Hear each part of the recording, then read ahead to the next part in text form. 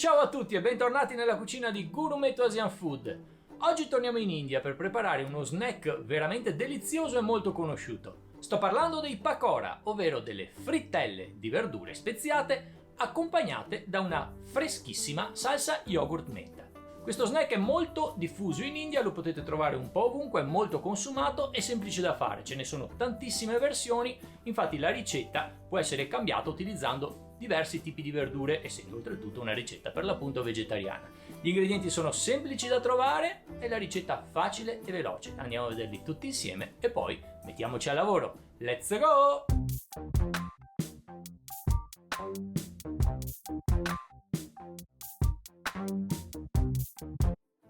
Ed ecco tutti gli ingredienti che compongono la ricetta di oggi.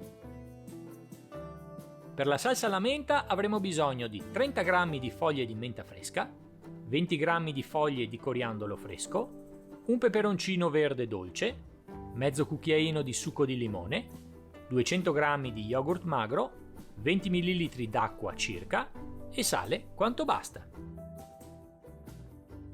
Per i pakora avremo bisogno di 300 g di farina di ceci, 2 patate di medie dimensioni, una carota, 2 cipolle rosse, 2 peperoncini dolci bicolori, 2 steli di cipollotto, uno spicchio d'aglio, un pezzetto di zenzero, un cucchiaio di cumino in polvere, un cucchiaio di peperoncino in polvere, un cucchiaino di semi di coriandolo, mezzo cucchiaino di curcuma in polvere, la punta di un cucchiaino di bicarbonato di sodio, 160 ml d'acqua circa, un litro di olio per frittura e sale quanto basta.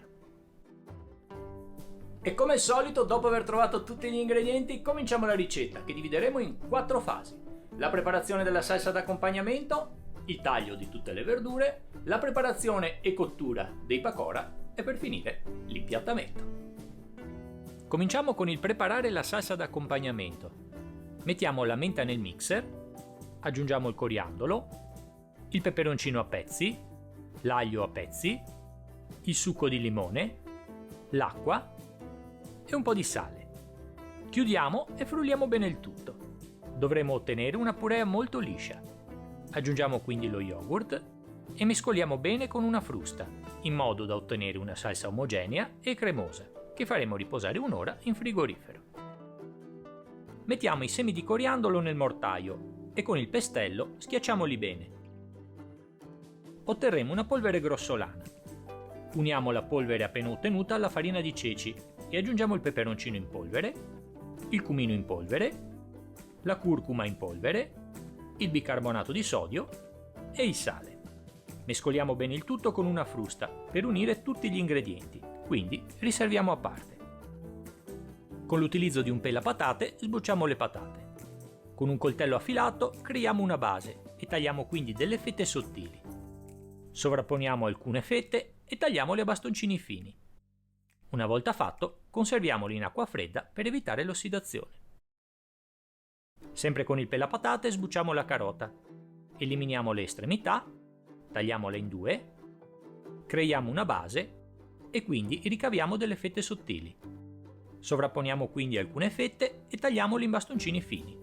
Una volta fatto, riserviamo a parte. Dopo averle sbucciate, tagliamo in 2 le cipolle e affettiamole sottilmente. Una volta fatto, riserviamo a parte. Eliminiamo il picciolo dai peperoncini.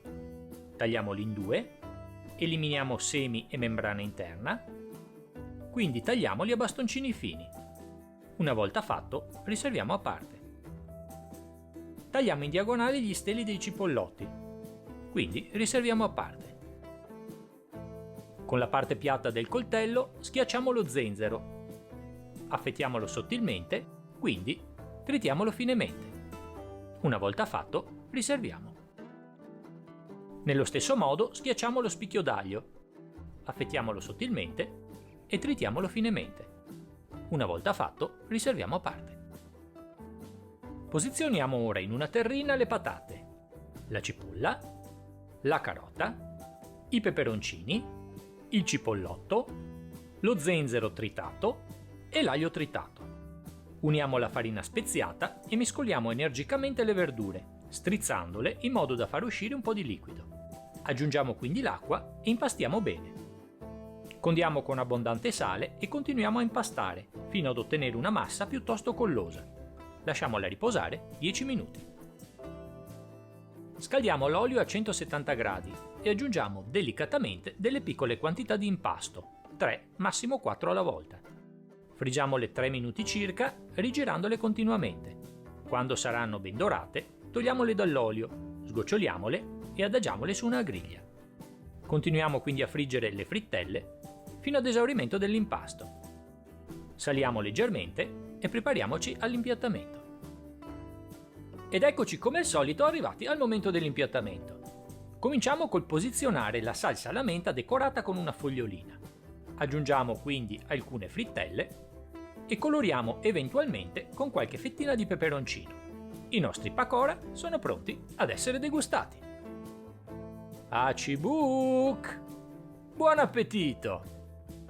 Ed ecco fatto, finita anche la ricetta dei pakora, queste frittelle di verdure indiane speziate. Come avete visto, molto semplice. Basta preparare le verdure all'inizio, impastellarle con un po' di farina, un po' di acqua e friggerle, quindi niente di straordinariamente complicato.